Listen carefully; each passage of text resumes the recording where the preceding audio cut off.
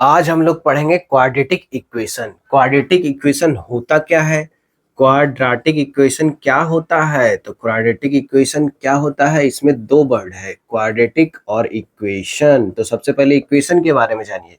तो इक्वेशन मतलब ये होता है कि कुछ भी एक्सप्रेशन होगा और बराबर जीरो होगा। क्वाड्रेटिक के क्वाड्रेटिक के साथ क्या खासियत है। तो क्वाड्रेटिक के साथ ये खासियत है कि जो भी क्वाड्रेटिक इक्वेशन होगा वो उसमें कौन होना जरूरी है। तो उसमें हमारा होना जरूरी है कौन, एक्स स्क्वायर होना जरूरी है, एक्स स्क्वायर। अब एक्स स्क्वायर होना जरूरी है। देखिए एक्स पे पावर कितना दे दिए, दो दे दिए। तो जब एक्स पे पावर दो दे रहे हैं इसका मतलब क्या हुआ कि एक्स दो बार गुना हो गया। तो जो दो बार गुना हो गया वो सबसे ज्यादा बार हो गया। अब एक्स पे पावर तीन नहीं आ सकता है, एक्स पे पावर चार भी नहीं आ सकता है, एक्स पे पावर पांच भी नहीं आ सकता है, एक्स पे पावर दो आ सकता है, एक्स पे पावर वन आ सकता है, एक्स पे पावर जीरो आ सकता है, एक्स पे पावर माइनस वन भी नहीं आ सकता है।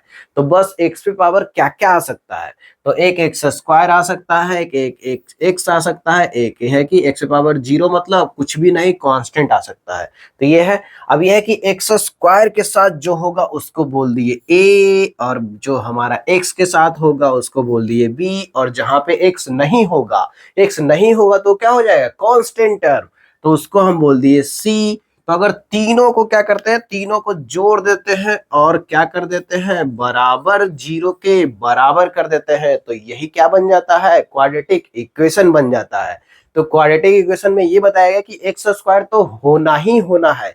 एक्स स्क्वायर अगर नहीं हुआ तो क्वाड्रेटिक नहीं होगा। एक्स हो भी सकता है नहीं भी हो सकता है, तो यहाँ पे एक्स हमारा रह भी सकता है नहीं भी रह सकता है, और यहाँ पे कांस्टेंट भी रह भी सकता है नहीं भी रह सकता है। इसका मतलब है कि एक्स स्क्वायर अगर होना ही होना है, इसका क्या मतलब हुआ कि एक्स स्क्वायर अगर होना ही होना है, इसका मतलब हुआ कि ए जो है हमारा, ए कभी भी जीरो के बराबर नहीं हो सकता है। एक कैसा भी नंबर हो, रियल नंबर इमेजिनरी नंबर, बस ये है कि जीरो के बराबर नहीं हो सकता है। और बी और सी के साथ ऐसा कुछ नहीं है, बी जीरो भी हो सकता है और सी जीरो भी हो सकता है और जीरो नहीं भी हो सकता है, तब भी क्वाड्रेटिक इक्वेशन बना रहेगा। तो बस क्या होना चाहिए, ए जीरो नहीं होना चाहिए। तो जैसे कि देखिए अगर हम लोग एग्जाम्पल देखें क्वाड्रेटिक इक्वेशन कैसा कैसा हो सकता है, तो यहाँ पे देख पा रहे हैं कि अगर हम लेते हैं कि two x square plus three x plus five, तो यहाँ पे देखिए एक्स स्क्वायर भी आया है, एक्स भी आया है और कांस्टेंट भी आया है। एक्स स्क्वायर के साथ क्या आया है, दो, एक्स के साथ क्या आया है, तीन, और कांस्टेंट में कितना आया है, पांच। तो ये हो गया ए, ये हो गया बी, ये हो गया सी, तो सब कुछ आया है। तो ये बराबर अगर जीरो कर देते हैं तो ये भी क्वाड्रेटिक इक्वेशन हमारा है। और अगर हम ऐसे कर देते हैं कि two x square plus three बराबर जीरो, तो यहाँ पे देखिए एक्स स्क्वायर तो आया ही आया है जो कि जरूरी आना चाहिए, और यहाँ पे थ्री आ गया, इसका मतलब है कि एक्स नहीं आया है। तो एक्स आए या ना आए उससे मतलब नहीं है, तब भी ये क्या है, क्वाड्रेटिक इक्वेशन है। तो अगर ऐसा होता तो क्या होता, अगर ऐसा होता, मान लीजिए कि x प्लस थ्री ले लेते हैं तो इसमें बराबर जीरो, ये क्वाड्रेटिक इक्वेशन है या नहीं है। तो यहाँ पे देख रहे हैं कि एक्स स्क्वायर ही नहीं आया है, एक्स आया और कांस्टेंट आया, इसका मतलब है कि ये क्वाड्रेटिक इक्वेशन नहीं है, this is not a quadratic equation. तो ये क्वाड्रेटिक इक्वेशन नहीं है, और ये दोनों कैसा था, क्वाड्रेटिक इक्वेशन था।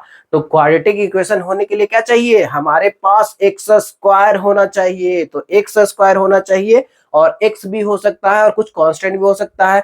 तो एक्स स्क्वायर के साथ जो भी होगा उसको हम ए बोल रहे हैं, और जो एक्स के साथ होगा उसको बी बोल रहे हैं, और जो कांस्टेंट में होगा उसको क्या बोल रहे हैं, सी। तो x square plus b x plus c बराबर जीरो क्या हो गया, क्वाड्रेटिक इक्वेशन हो गया। तो यही हमारा क्वाड्रेटिक इक्वेशन होता है।